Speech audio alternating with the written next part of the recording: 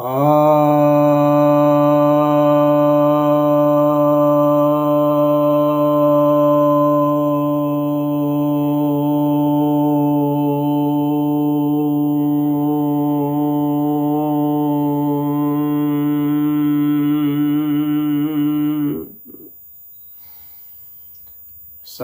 भक्तजनों को सप्रेम नमन।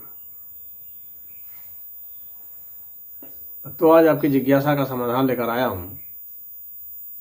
एक जिज्ञासा है कि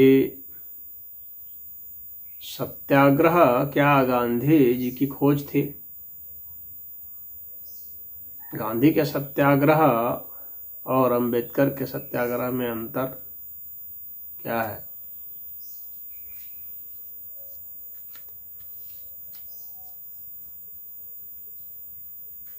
सत्याग्रह का अर्थ होता है सत्य के लिए आग्रह करना,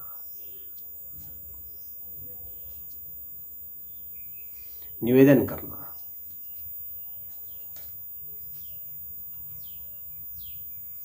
और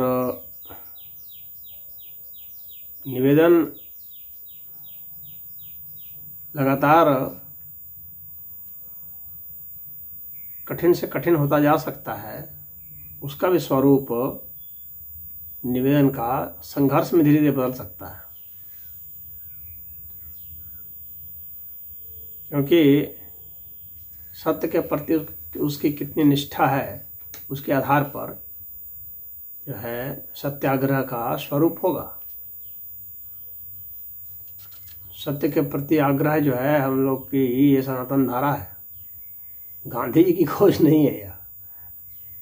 गांधी जी ने तो उस धारा को स्वीकार करके और इसको राजनीति में प्रयोग किया, भारत की राजनीति में अंग्रेजों के खिलाफ में। तो इतिहास की किताबों में और गांधी जी की जीवनी में यही पढ़ाया जाता है, तो लोग सोच लेते हैं कि सत्याग्रह इनकी खोज है, इसके पहले सत्याग्रह नहीं हुआ था। तो ऐसा नहीं है। भारत में बहुत सारे सत्यनिष्ठ व्यक्ति हुए हैं, इनकी पूरी परंपरा है। जैसे उदाहरण के लिए हरिश्चंद्र हैं, सत्य के लिए कुछ भी करने स्वीकार कर लिए वो तैयार थे।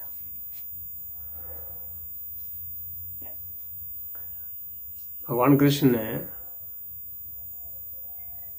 अर्जुन को सत्य के लिए, धर्म के लिए ही वहां युद्ध करने के लिए कहा था। वह भी सत्याग्रह ही था। तो सत्य के लिए, न्याय के लिए व्यक्ति को आग्रह करना पड़ता है। और यह जो भगवान कृष्ण का जो उदाहरण है, यह स्वयं अम्बेडकर ने उदाहरण दिया है। अपने सत्याग्रह के लिए स्वयं अम्बेडकर ने उदाहरण दिया है। तो वे गांधी जी के सत्याग्रह और अम्बेडकर के सत्याग्रह में भिन्नता है, क्योंकि गांधी जी का सत्याग्रह ऐसा है कि उसमें हिंसा नहीं होनी चाहिए। थोड़ी हिंसा होते ही गांधी जी उसको, सत्याग्रह को बंद कर देते थे।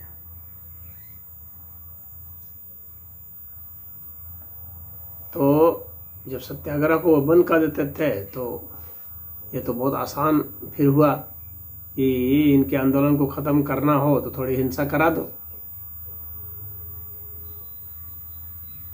उसमें से जितने भी लोग जो थे, जो सत्याग्रह कर रहे थे, उनसे थोड़ी बहुत हिंसा करा दो, तो किसी के एजेंट भी उसमें बन के कोई हिंसा कर देगा थोड़ी बहुत, और इस तरह आंदोलन वापस हो जाएगा। इसे चौरी चौरा का आंदोलन वापस हो गया था। गांधी जी के तो सारे आंदोलन लगभग वैसे ही वापस हो गए। 1942 में भारत छोड़ो आंदोलन भी वापस ही हो गया था। उनका कौन सा आंदोलन सफल रहा? सारे आंदोलन वापस ही हो गए थे।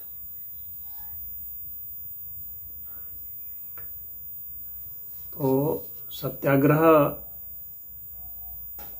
उनकी कोई खोज नहीं है, नहीं उनका कोई आग्रह कभी सफल रहा।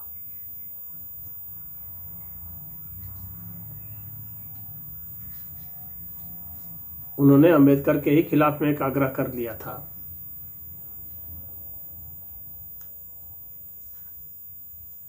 और जिसमें कि पुणे पैक्ट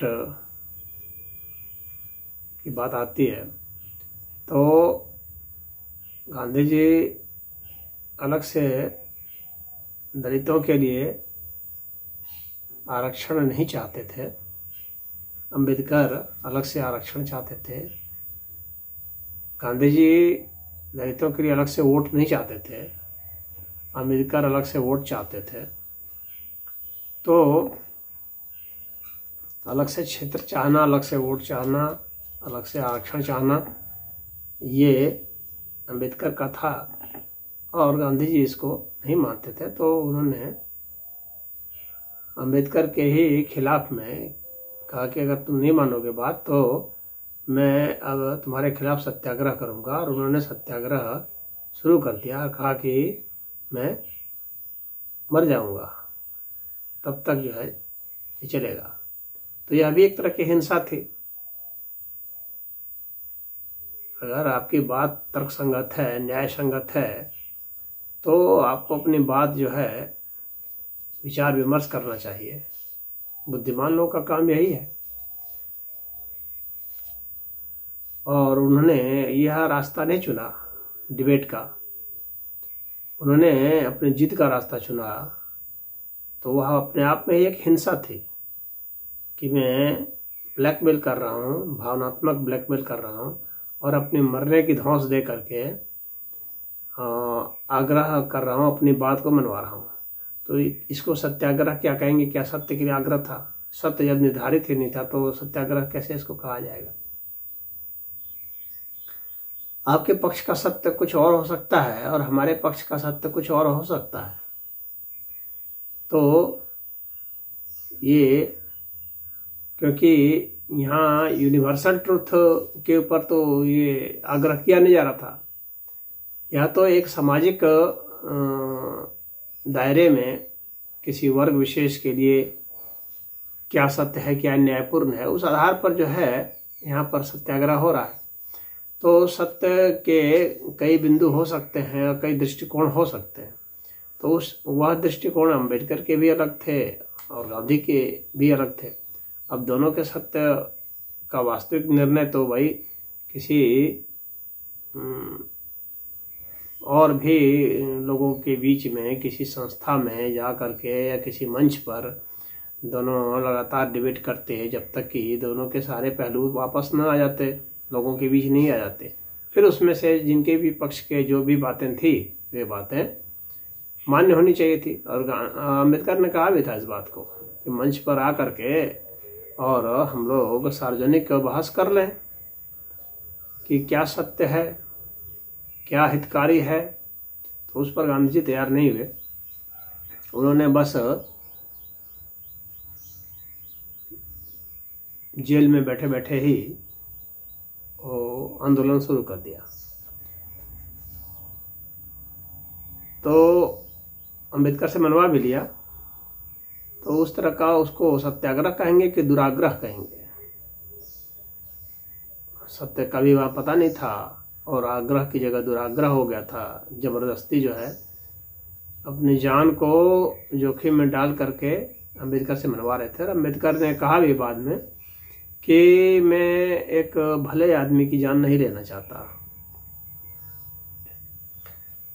तो यहाँ पर देख सकते हैं इनके आग्रह का अंतर। और अंबेडकर ने एक जगह और जो उन्होंने खुद ही सत्याग्रह के ऊपर भी अंबेडकर ने स्वयं लिखा है कि जो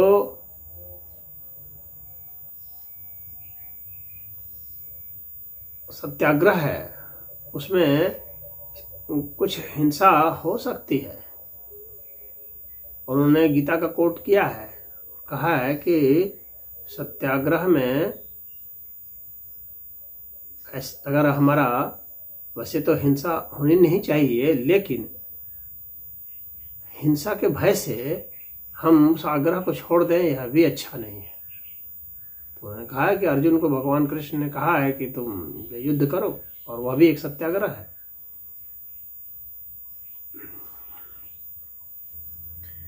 जो अम्बेडकर ने महाड़ सत्याग्रह किया था, जिसमें कि तालाब में जा कर के जो पब्लिक तालाब है उसमें जाने के लिए मना किया गया था महारों को और चमारों को, तो वहाँ पर वे इन लोगों को ले करके गए कि हम लोग को क्यों मना किया जा रहा है, हम लोगों के साथ यह भेदभाव क्यों है। तो उन्होंने करीब 1000 लोगों के आसपास दलितों को इकट्ठा करके वहाँ गए और तालाब का जो है सांकेतिक अर्थ में ही तालाब से चुल्लू भर पानी निकाल करके पिया। तो वहाँ के जो ब्राह्मण लोग थे उन लोगों ने आपत्ति कर दी और विवाद शुरू हो गया, झगड़ा झंझट शुरू हो गया, छोटा मोटा दंगा ही हो गया। तो अम्बेडकर लगातार उस पर आग्रह करते रहे और कहे कि पब्लिक की जो जितनी भी संपत्ति है उसमें दलितों का, अछूतों का, सबका उसमें हाथ है। और उसी पर वो कहते थे कि कोई भी जाति अछूत क्यों मानी जाएगी, यह कहाँ का वो न्याय है, ये कौन सा सत्य है, ये तो सत्य है नहीं। तो अम्बेडकर ने कहा कि सनातन धर्म के सिद्धांत तो बहुत अच्छे हैं, समता का सिद्धांत है, लेकिन सनातन जो समाज है वह उस समता के सिद्धांत में विषमता क्यों ले आया, कहाँ से विषमता ले आया, तो इसको दूर करना चाहिए। तो लगातार वे लेखनी से लिखते रहे, भाषण देते रहे, खिलाफ में बोलते रहे। कुछ ब्राह्मण उनके साथ भी रहे, उनका सहयोग भी किए। अब जो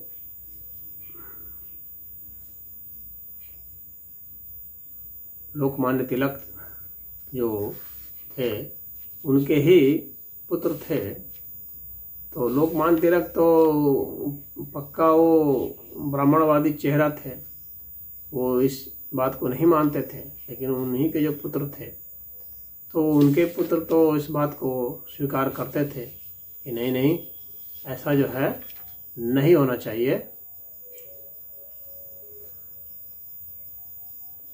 और वे वो न्याय की बात करते थे। श्रीधर पंत तिलक उनका नाम था, श्रीधर पंत तिलक। तो वे अम्बेडकर के साथ थे, वे अम्बेडकर के मित्र भी थे।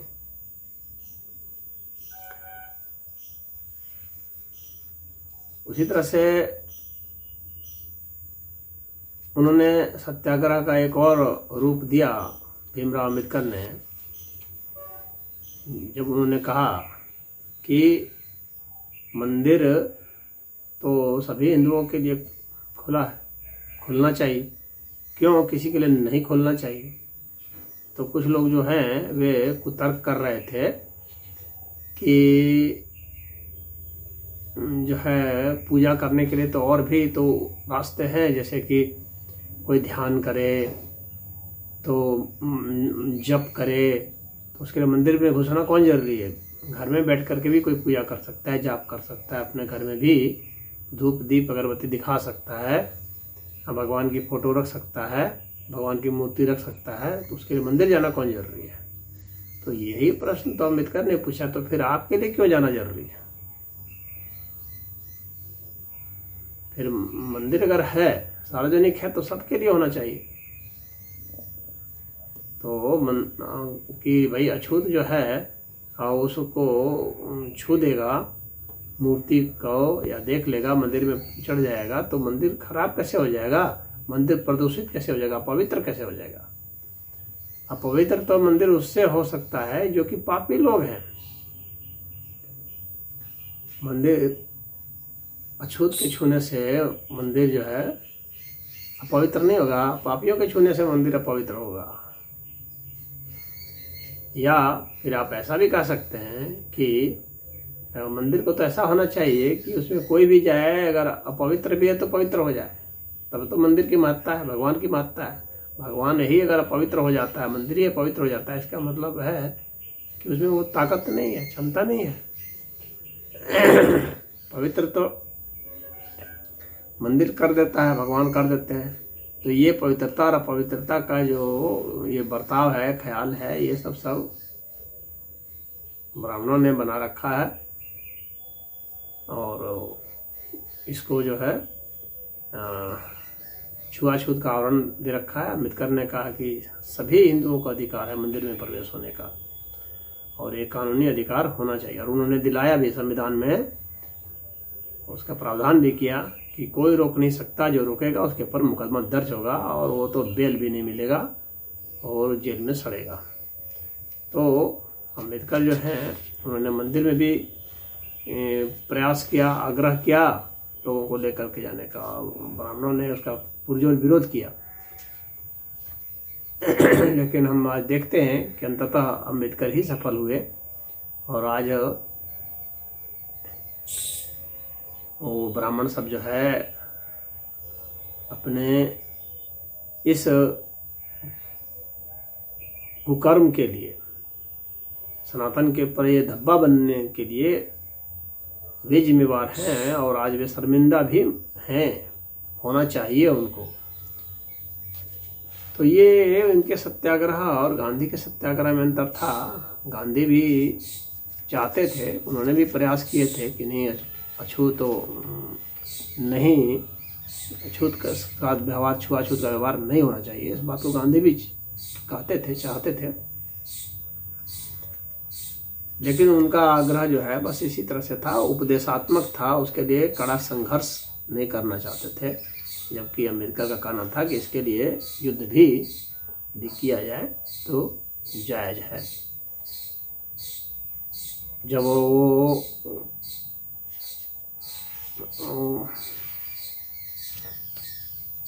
महार सत्याग्रह कर रहे थे तो वहाँ पर एक पत्रकार थे जो ये कर रहे थे कि जो जाएगा वहाँ पर उसकी पीठ पर लाठी बरसेंगे। तो अम्बेडकर ने कहा था कि जो लाठी पीठ पर बरसाने आएगा ना, तो उसका सिर भी फोड़ देंगे। तो स्पष्टता उन्होंने कहा था कि हम लोग हिंसा नहीं चाहते हैं, लेकिन कोई अगर हिंसा करेगा तो काउंटर हिंसा की जाएगी, और यह भी एक सत्याग्रह ही होगा। तो जो हम लोग पर जुल्म ढाएगा, उसके जुल्म को सहा नहीं जाएगा। जुल्म को जो सहना है, अत्याचार को सहना भी